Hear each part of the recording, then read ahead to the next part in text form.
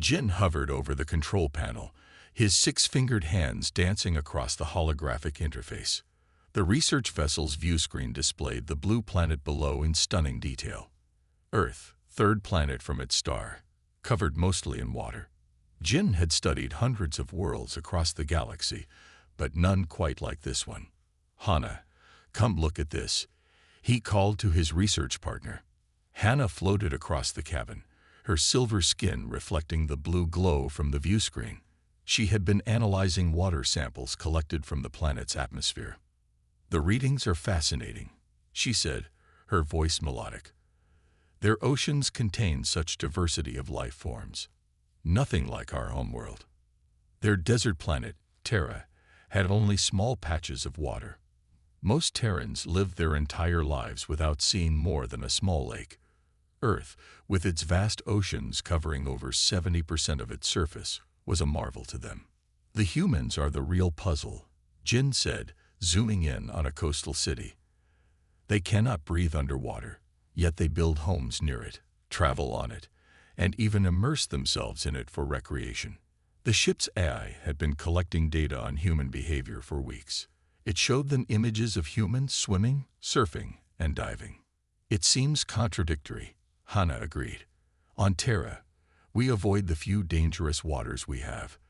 These humans seek it out deliberately." Jin adjusted their orbit to follow the daylight across the Pacific Ocean. Below, tiny ships moved across the water's surface like insects on a pond. "The Federation wants us to understand their relationship with water," Jin reminded her. "They believe it may explain why humans develop differently from other intelligent species.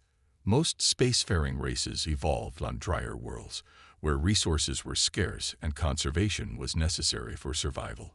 Humans, with their water-rich planet, had developed a different relationship with their environment." "We should move closer," Hana suggested. "The cloaking system will keep us hidden." Jin nodded and input the commands. Their sleek vessel descended through the atmosphere, its advanced technology making it invisible to Earth's detection systems. They hovered just 100 meters above the ocean surface, waves rolling beneath them. "Look there," Hana pointed to a distant beach. Humans entering the water voluntarily. They watched as people swam in the ocean, children playing in the waves. Some humans rode on boards, gliding across the water's surface with apparent joy. "Their comfort with water might explain their adaptability," Jin noted, recording his observations. "They learn to navigate a constantly changing environment from childhood." Hana adjusted their sensors to analyze the water directly below them. "This ocean contains millions of life forms, from microscopic organisms to creatures larger than our ship. The humans have barely explored it, yet they're not afraid of it."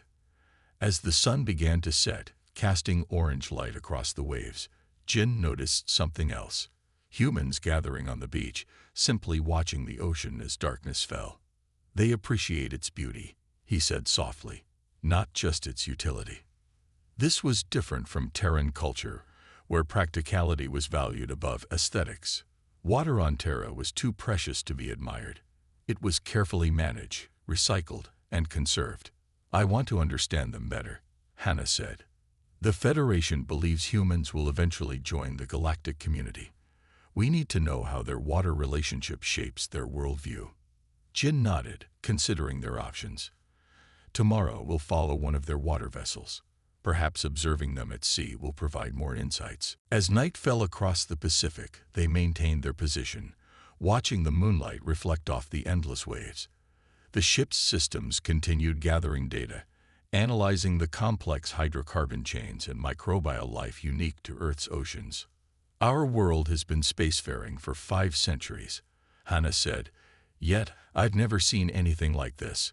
An intelligent species so comfortable with an element that could so easily kill them." Jin agreed. Perhaps that's their strength. They don't avoid danger. They learn to live with it, even enjoy it. The night passed as they observed, discussed, and theorized. By morning, they had compiled extensive notes on human ocean activities. Their mission would last another Earth month, plenty of time to gather the information the Federation needed. As dawn broke over the horizon, painting the sky in pink and gold, Jin spotted something unexpected. A small boat heading far from shore, with just one human aboard. "Let's follow this one," he suggested. "A solitary human might display different behaviors." Hannah agreed, and they tracked the small vessel as it moved away from the coastline.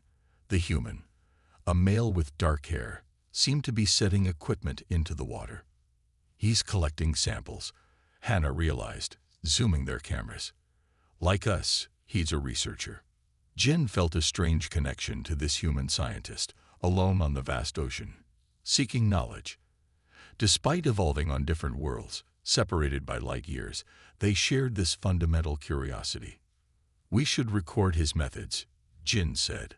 "The Federation would be interested in human scientific approaches." They watched as the human carefully collected water samples, measured temperatures, and documented something on a primitive electronic device. He worked methodically, with obvious respect for the environment he studied. "This challenges our initial hypothesis," Hannah noted. "We thought humans conquered their environment, but this one seems to approach it with reverence." Jin adjusted their sensors to capture more detailed readings of the humans' activities. Perhaps there's variety in their approach, just as there is among Terrans. As they observed, dark clouds began gathering on the horizon. Their ship's weather analysis system warned of an approaching storm. "We should return to higher orbit," Jin suggested, watching the human below hastily securing equipment. Hannah hesitated, but this is an opportunity to see how humans respond to water's dangers. The Federation specifically wants this information. Jin considered this. Their ship was designed to withstand far worse than an Earth storm. "You're right. We'll maintain position and observe." The storm approached with surprising speed. The human below started his boat's engine, clearly intending to return to shore, but the waves were already growing larger. "His vessel is inadequate for these conditions," Hannah observed with concern. Jin monitored the human's life signs, which showed elevated stress markers. "He understands the danger." The rain began, heavy droplets pounding against their cloaked hull. The human below was struggling to control his boat against increasingly violent waves. "We cannot interfere," Jin reminded both Hannah and himself, reciting Federation protocol. "Observer non-intervention is absolute." Hannah nodded reluctantly. The human appears experienced. Perhaps he will navigate to safety. They watched tensely as the small boat fought against the growing storm. The human displayed impressive skill, turning his vessel to face oncoming waves directly rather than being hit from the side. "Fascinating adaptive technique," Jin noted, even as he worried for the human's safety. Lightning flashed across the sky, illuminating the churning ocean below. For a moment, Jin thought he saw something in the human's expression, not just fear, but determination. "Their resilience might be their most valuable trait," Hannah said quietly. "Perhaps living on a water world teaches lessons our species never needed to learn." The storm intensified, and their own ship began to experience turbulence despite its advanced stabilization systems. "These weather patterns are more severe than our initial data suggested," Jin said, working to maintain their position. Suddenly, alarms blared throughout their vessel. Jin's hands flew across the controls, trying to identify the problem. "Engine malfunction," he announced. "The atmospheric composition is affecting our propulsion system differently than predicted." Hannah moved to the engineering console, attempting to compensate. But it was too late. The ship lurched violently as one of its gravitational stabilizers failed. Jin felt momentary weightlessness as their vessel began to drop. "Emergency protocols," he shouted, but the backup systems were responding sluggishly. Below them, the human looked up, perhaps sensing something despite their cloaking technology. For a brief moment, Jin wondered if their eyes met across the impossibility of space and technology. "Brace for impact," Hannah warned as they plummeted toward the rolling ocean. Jin's last thought before they hit the water was strangely calm.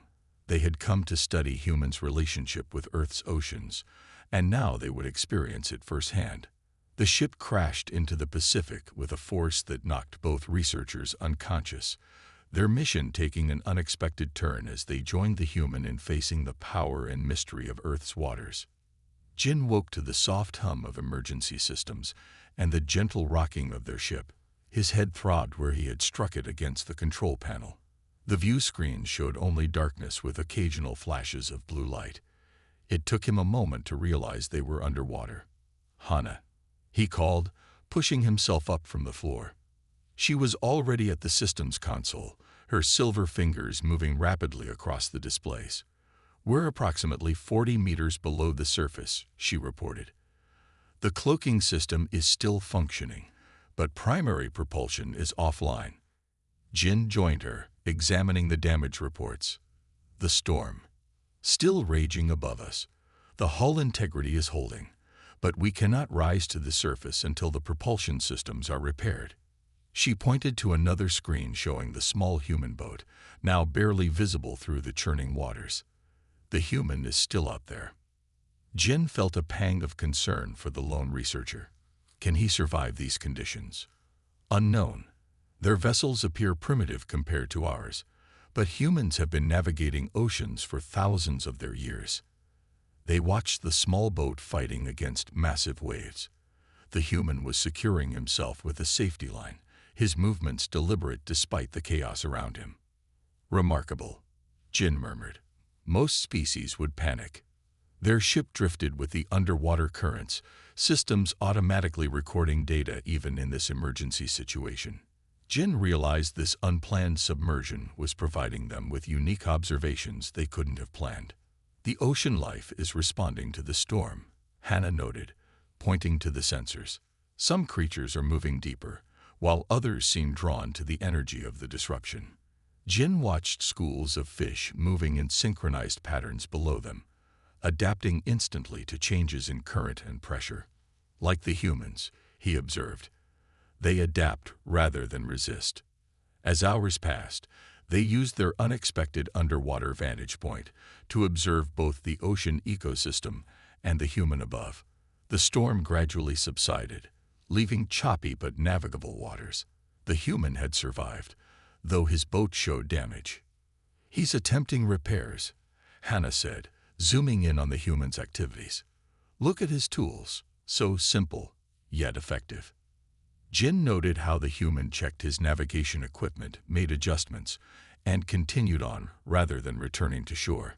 He prioritizes his research despite the danger. The Federation would find this trait interesting. Their ship's repair systems had been working throughout the night, and by morning, they had limited propulsion capability. Jin carefully guided them up through the water column, keeping a safe distance from the human's boat. As they breached the surface, maintaining their cloaking, the full brilliance of Earth's sunrise spread before them. The storm had cleared the air, making the colors more vibrant, oranges and pinks reflecting off the still choppy water. "The human is watching the sunrise too," Hana pointed out. Indeed, the researcher had paused in his work to face the horizon, seemingly taking a moment to appreciate the beauty before him. "Perhaps aesthetic appreciation is universal," Jin suggested, making a note in their cultural observations. With propulsion restored, they followed the human as he navigated to a new research location. His boat moved slowly, still damaged from the storm, but the human appeared undeterred. "Look at his determination," Hana said admiringly. "His species has much shorter lifespans than ours, yet they accomplish so much within those constraints." They spent the day observing the human's methodical research process. He collected water samples, measured temperatures at different depths, and occasionally used a small underwater camera attached to a cable. "He's studying the same marine ecosystem we are," Jin realized, with far simpler tools, yet gathering useful data. In the afternoon, something unexpected happened. The human stopped his work and simply dove into the water. No protective equipment beyond a thin synthetic suit, no breathing apparatus. "Is he in distress?" Jin wondered, alarmed. But the human moved through the water with obvious skill and pleasure, examining coral formations and swimming alongside curious fish. After about 30 minutes, he returned to his boat, made notes, and continued his research. It wasn't just work, Hannah said. He entered the water partly for enjoyment. This voluntary immersion fascinated them both. On their homeworld, entering water bodies was done only out of necessity, never pleasure. Their comfort with water extends beyond mere utility, Jin noted. It's integrated into their recreation, their aesthetic appreciation, even their spiritual practices based on our cultural research. As evening approached, the human set anchor in a small protected cove. He prepared a simple meal on his boat and sat watching the sunset. Jin and Hannah kept their ship hovering nearby, continuing their observations. I'm beginning to understand why the Federation is interested in humans, Hannah said. Their relationship with water seems to have shaped their fundamental approach to challenges. They don't avoid the unpredictable. They learn to navigate it. Jin agreed. Most spacefaring species evolved in stable environments where variables could be controlled. Humans evolved on a planet where their primary environment was constantly changing. They watched as the human finished his meal and began checking his equipment for the next day's research. His movements were efficient, despite his small vessel's confined space. Their adaptability could make them valuable allies, Hannah suggested. The Federation has encountered many technologically advanced species who nonetheless struggle with unexpected situations. Jin considered this. We should expand our observations to include more diverse human interactions with water. The next morning, they followed the human as he navigated to a small coastal town. Other boats were out on the water now, some fishing, others carrying people who appeared to be simply enjoying the ocean. Look at the variety of water activities, Hannah said, directing their sensors toward the shoreline. People were swimming, riding waves on boards, sitting on beaches, and exploring tidal pools. Children played in shallow water while adults supervised. Some humans wore minimal clothing, allowing their skin direct contact with the water. For a species that cannot breathe underwater, they certainly embrace it, Jin observed. It's as though they've adapted psychologically to overcome their physical limitations. They spent the day cataloging different human water activities, categorizing them as practical, recreational, scientific, and spiritual. The variety was impressive. On one vessel, they're catching fish for food, Hannah noted. On another, they're returning fish to the water after catching them. Some kind of sport. And those humans, Jin pointed to a group on shore, appear to be performing some ritual with water, possibly religious in nature. As the day progressed, they observed humans teaching younger ones to swim, couples enjoying romantic moments by the water, and solitary individuals seeming to find peace simply gazing at the waves. Water is more than a resource to them, Jin concluded. It's integrated into every aspect of their existence. Hannah was making rapid notes in their research database. This might explain their approach to space exploration as well. Based on historical records we've accessed, they've always been willing to venture into the unknown despite inadequate technology and high risks. Like sailing wooden ships across oceans centuries ago, Jin agreed. The parallel is striking. Their ship's systems suddenly chimed with an alert. The damage from the storm had affected more systems than they initially realized, and their antimatter containment field was showing signs of instability. This is serious, Hannah said, examining the readings. We need to land and effect proper repairs. Jin scanned the coastline, looking for an isolated location. There, he pointed to a small island several kilometers offshore. It appears uninhabited. As they carefully guided their damaged ship toward the island, Jin noticed the human researcher they'd been following changing course as well, heading toward the same island. We may need to relocate, Hannah suggested. Federation protocol prohibits direct contact. Jin hesitated, watching their antimatter containment readings fluctuate dangerously. We don't have time to find another location. The field could collapse within hours.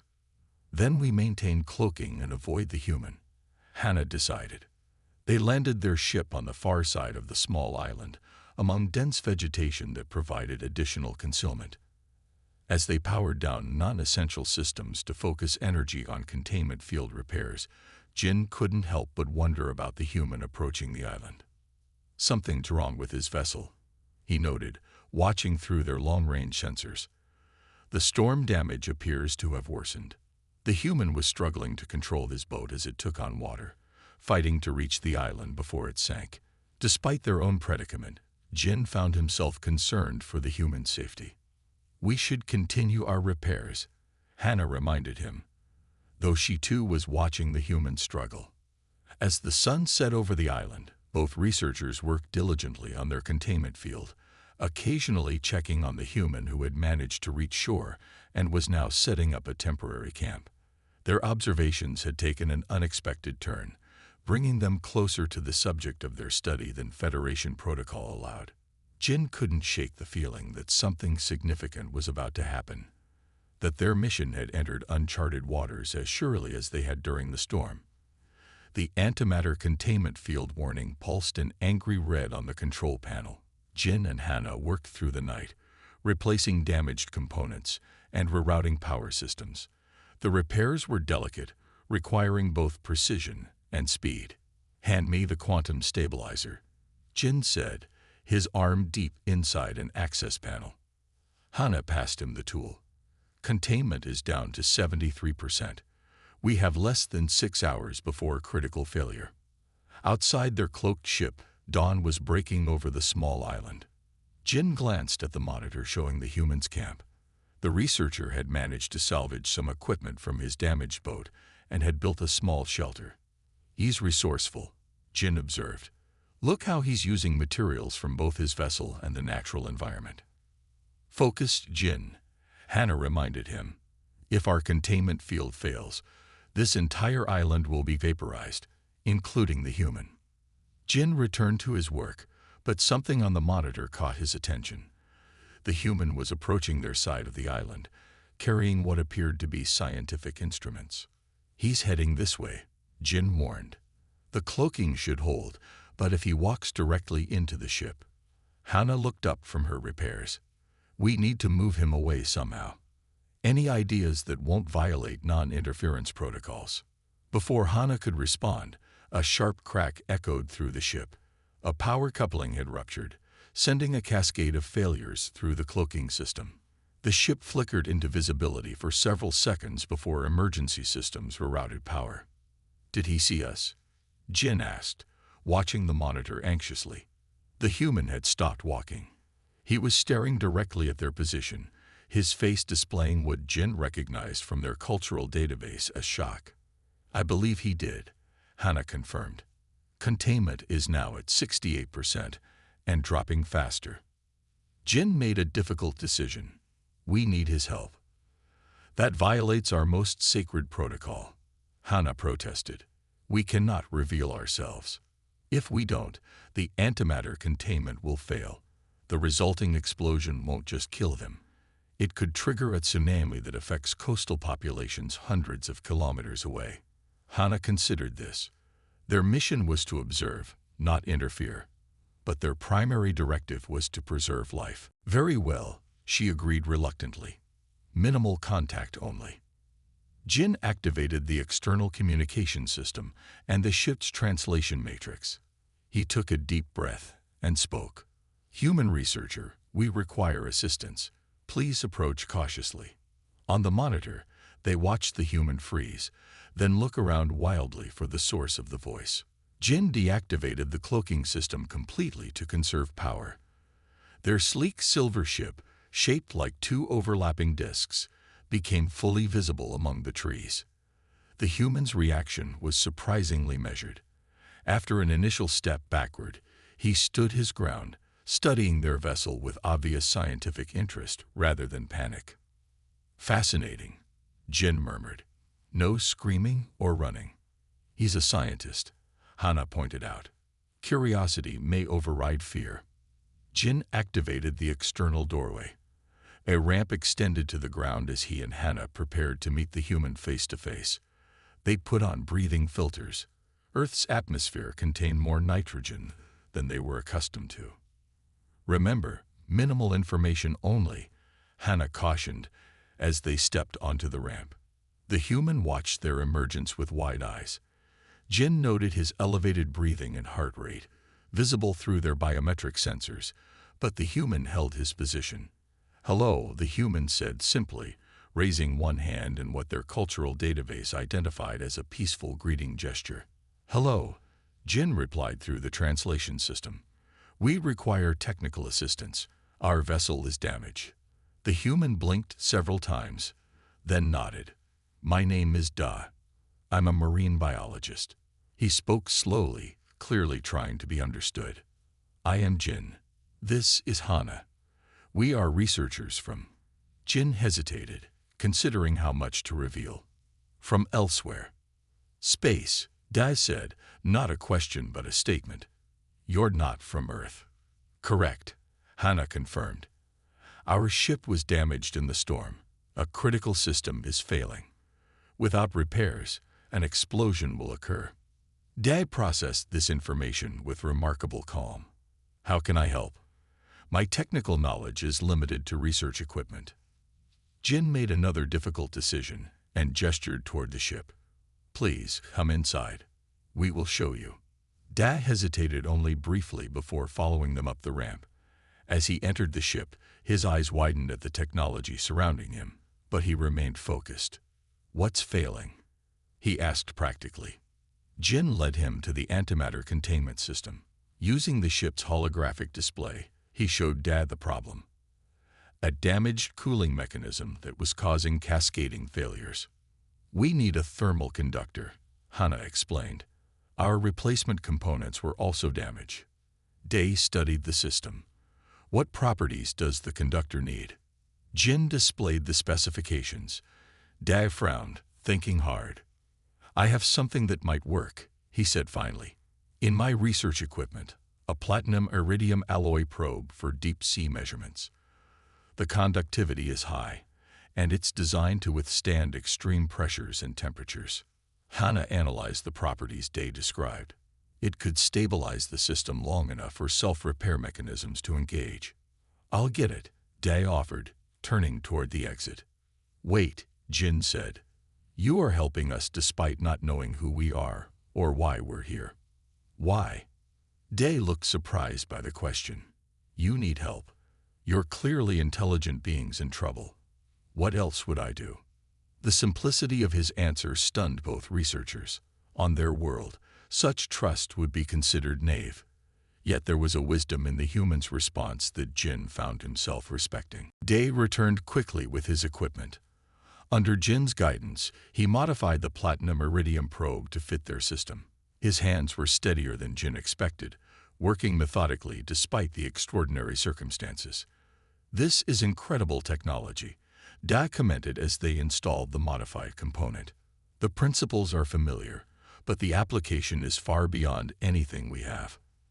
"Focus on the task," Hana reminded them both, monitoring the containment field. "Time is critical." Working together, they completed the installation. Jin activated the cooling system, and the containment field stabilized at 42%. Low, but no longer dropping. "It's working," Jin announced with relief. "The self-repair systems can handle it from here." Da stepped back, wiping sweat from his forehead. For the first time, he allowed himself to fully process what was happening. His legs seemed to weaken, and he sat down on a nearby bench. "I just helped repair an alien spaceship," he said quietly. "This is really happening." Jin and Hana exchanged glances. Protocol dictated they should now erase Da's memory of the encounter and leave Earth immediately. "Your assistance has saved lives," Hana told him formally. "We are grateful." Da looked up at them. "You were observing me, weren't you? Before the storm, I felt something watching." Jin nodded reluctantly.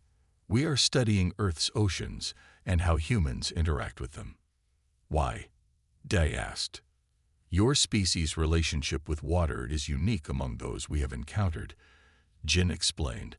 "Deciding honesty was the best approach given the circumstances. Most intelligent species avoid unpredictable environments. Humans embrace them." Da considered this. "Water shapes everything about us. Our history, culture, even our bodies. We're mostly water ourselves. This perspective was precisely what their mission sought to understand. Despite the protocol violation, Jin found himself wanting to continue the conversation. "Our ship needs 12 hours to complete self-repairs," Hannah said. "We cannot leave until then." Day stood up, his scientific curiosity visibly overcoming his shock. "Then we have time to talk. I have questions, probably thousands of them." "We cannot answer all of them," Jin cautioned, "but some exchange of information seems appropriate, given your assistance. And I need to repair my boat," Dai added practically. "Would you be willing to help with that too? Fair exchange." Jin looked at Hannah, who reluctantly nodded. This human had saved them without hesitation. Helping him in return seemed right, regardless of protocol. "We will help," Jin agreed.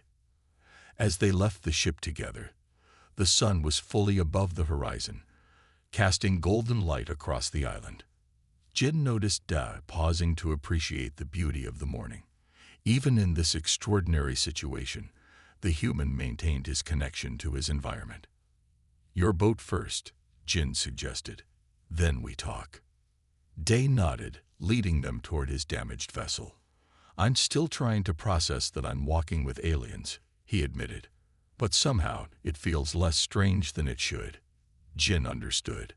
Despite their physical differences, his 6 fingers, Hannah's silver skin, their elongated limbs, there was a connection forming between researcher and subject that transcended species.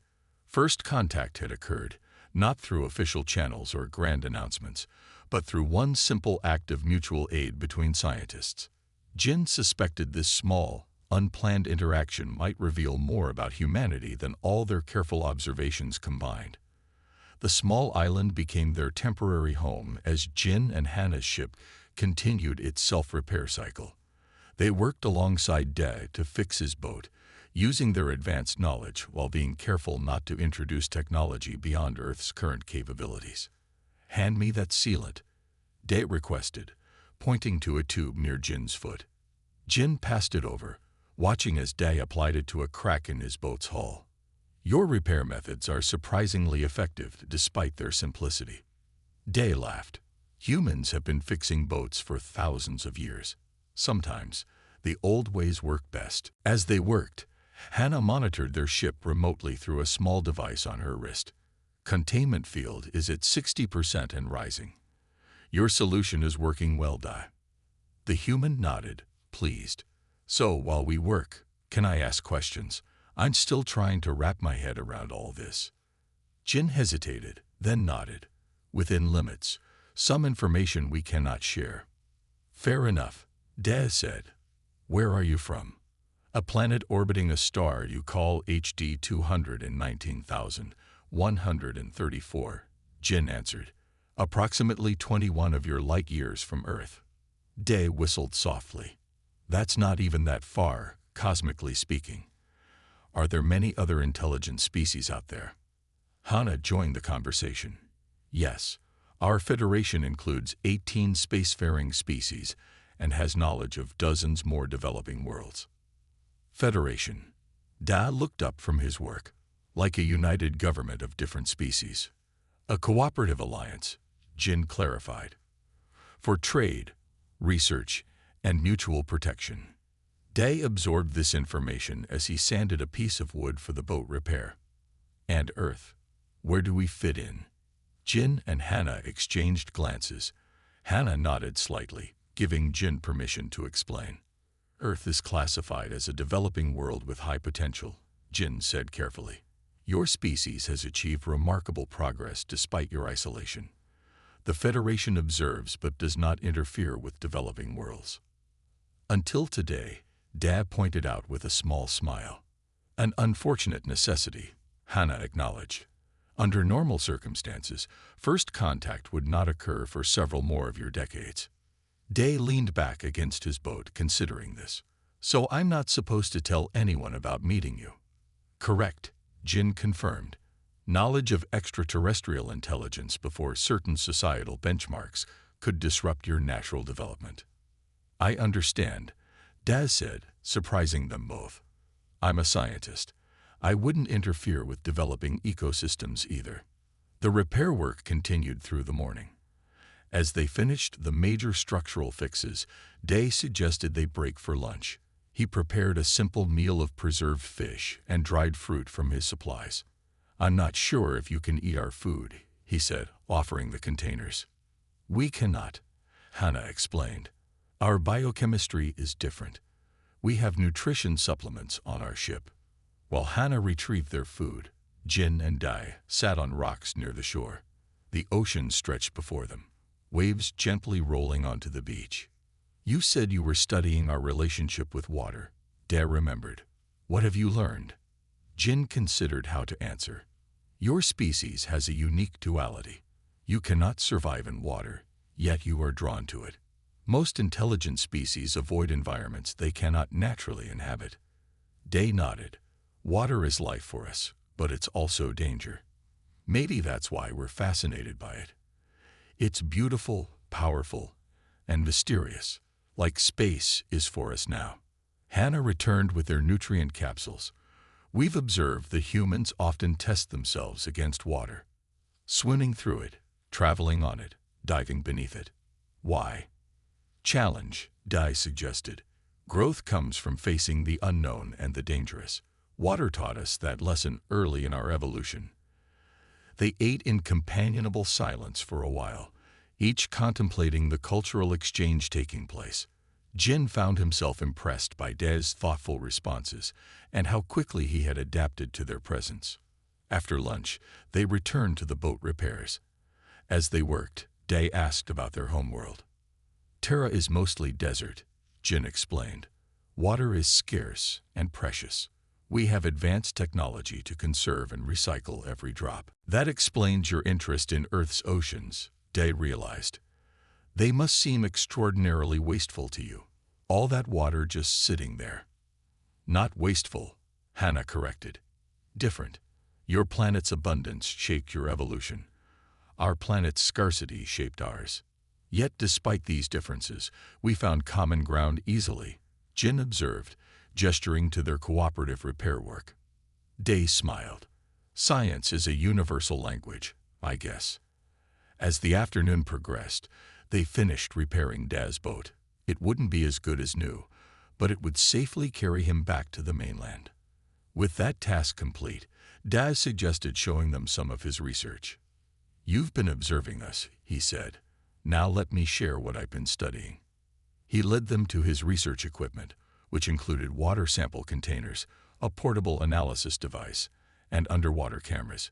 With enthusiasm, he showed them images of coral reefs, fish species, and microscopic marine life he had been documenting. "This reef system is dying because of ocean warming," he explained, displaying images of bleached coral. "My work focuses on identifying resistant species that might help us restore damaged ecosystems." Jin was touched by the humans' concern for other life forms. "You work to preserve other species even as they provide no direct benefit to you." Dai looked surprised. "Of course, everything in an ecosystem is connected. Lose one part, and the whole system suffers eventually." "This perspective is valuable," Hannah noted, making entries in her data recorder. "Many spacefaring species took centuries longer to develop environmental consciousness." As evening approached, they walked along the shore together. Dai pointed out various marine plants and animals, explaining their ecological roles with obvious passion. Jin and Hannah shared information about similar ecosystems on other worlds, careful to focus on scientific principles rather than specific technologies. "The ocean connects all life on Earth," Dai said as the sun began to set. "Our continents are really just islands in a world-spanning sea. Maybe that's why we developed differently from your species. We couldn't escape water's influence, even if we wanted to." Jin considered this insight. Perhaps what makes humans interesting to the Federation is precisely this: your adaptation to a world that constantly challenges you. The sunset painted the sky in vivid oranges and pinks. Dodd paused to watch it, a habit Jin had observed in him previously. "You appreciate natural beauty deeply," Jin commented. "Don't you?" Dai asked. "Yes, but differently," Hannah explained. On Terra, beauty is often found in efficiency, in the perfect adaptation to harsh conditions. Here, you seem to value the unpredictable, the ever-changing. Day nodded. The way light plays on water is never the same twice. Maybe that's what makes it beautiful, its impermanence. As darkness fell, they returned to their respective shelters. Day to his camp, Jin and Hannah to their ship. Before parting, Da hesitated. "Tomorrow you'll leave," he said. It wasn't a question. "Yes," Jin confirmed. "Our repairs will be complete by morning. And I'll need to pretend this never happened," Da continued. Hannah stepped forward. "We have technology that can remove specific memories. It would be painless." Day's eyes widened. "You're offering to make me forget." "It is standard protocol," Jin explained, "to protect both your development and knowledge of our presence." Day shook his head firmly. "No, I understand the need for secrecy, and I'll keep it. But these memories, this exchange, is too valuable to erase." Jin and Hannah exchanged troubled glances. Protocol was clear, but this human had saved their lives and shared his knowledge openly. "We will discuss it overnight," Jin promised. "No decision yet." As they returned to their ship, Jin felt conflicted. Federation rules existed for good reasons, but this first contact had shown him aspects of humanity that reports and observations could never capture. "His trust in us is remarkable," Hannah noted as they entered the ship. "He saved us, shared his knowledge, and now refuses memory erasure, all based on a connection formed in less than a day." "Perhaps that's another uniquely human trait worth studying," Jin suggested. "Their capacity to form bonds quickly across boundaries." Inside the ship, they reviewed their data from the day's interactions. The cultural exchange had provided insights far beyond their original mission parameters. Now they faced a difficult decision about how to conclude this unexpected first contact, by following protocol or by honoring the connection they had formed with Da. The ship's systems continued their repair cycle as the two researchers contemplated what their final interaction with the human would be when morning came. Morning arrived with clear skies and calm seas. Jin and Hannah emerged from their ship to find Da already awake, sitting on the beach watching the sunrise. He turned as they approached, a cup of something steaming in his hands. "Tea," he explained, holding up the cup. "Want to try some? It might not poison you." Jin smiled at the human's attempt at humor. "Our analysis suggests your tea contains compounds our systems cannot process. But thank you for the offer." Day nodded, looking out at the ocean. "So, today you leave?" "Yes," Hannah confirmed. "Our ship's repairs are complete. The containment field is at 98% stability." They sat beside Da on the sand, all three watching the waves in silence for a moment. Small birds ran along the shoreline, pecking at tiny creatures in the wet sand. "We've made a decision about your memories," Jin said finally. Day tensed slightly but kept his gaze on the horizon. "And we will not erase them," Hannah said. "But we must ask for your promise of secrecy." Relief washed over Day's face. "You have it." "Absolutely." He turned to look at them directly. "Why did you decide to let me remember?" Jin had been pondering this question all night.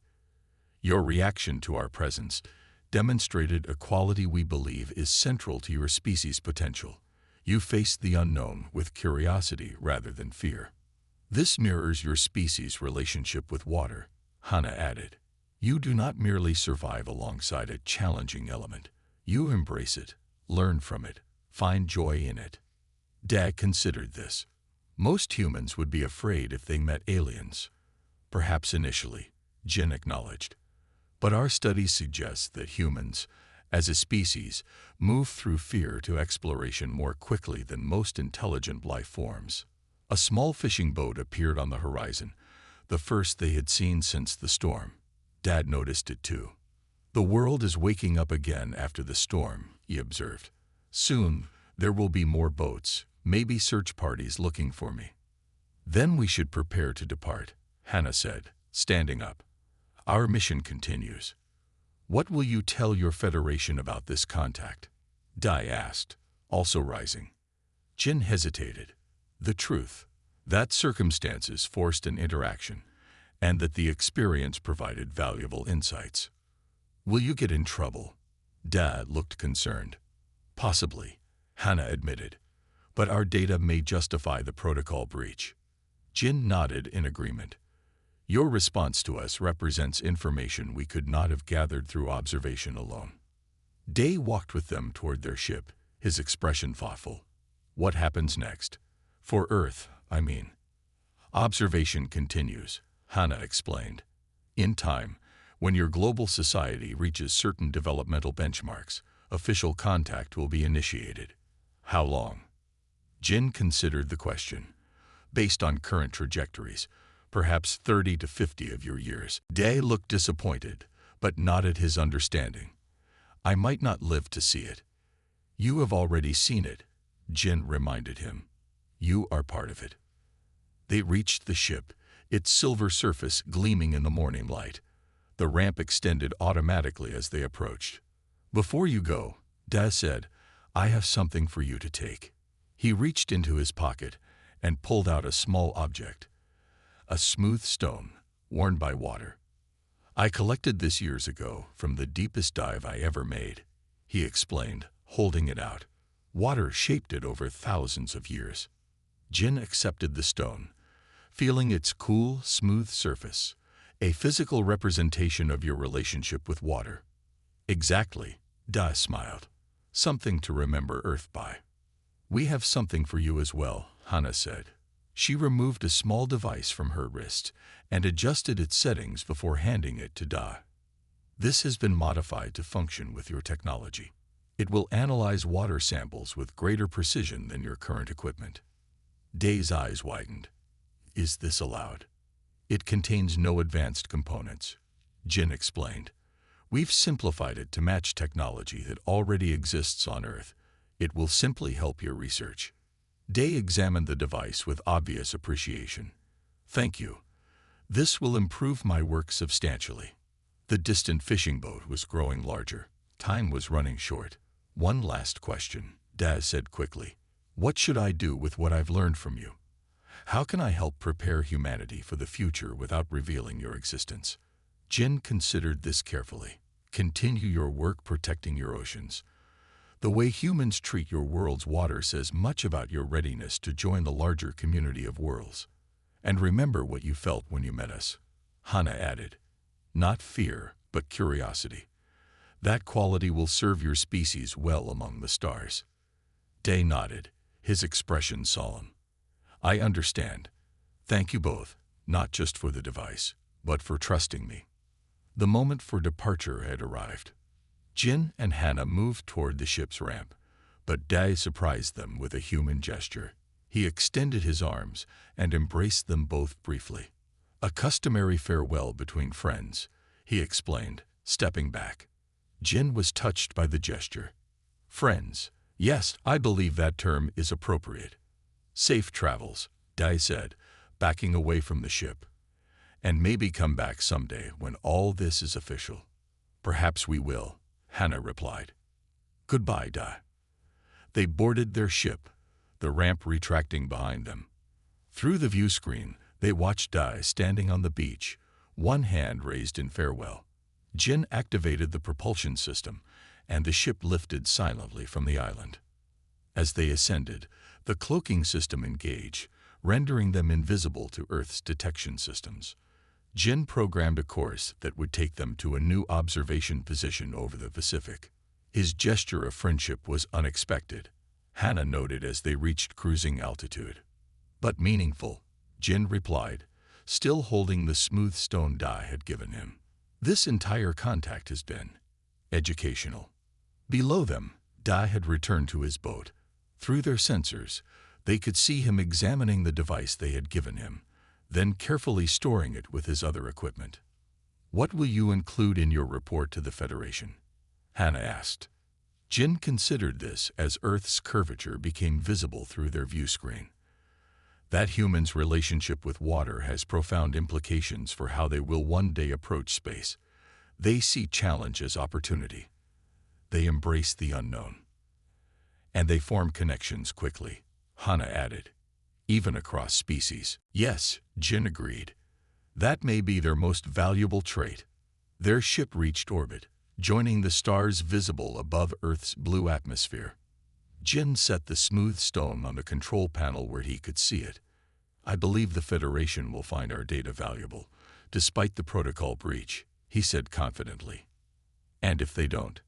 Hannah asked. Jin smiled, a gesture he had observed in humans and found appropriate. Then we will have learned something they haven't yet, that sometimes, to truly understand a species, you must do more than observe. Below them, Earth continued its rotation, oceans gleaming in sunlight.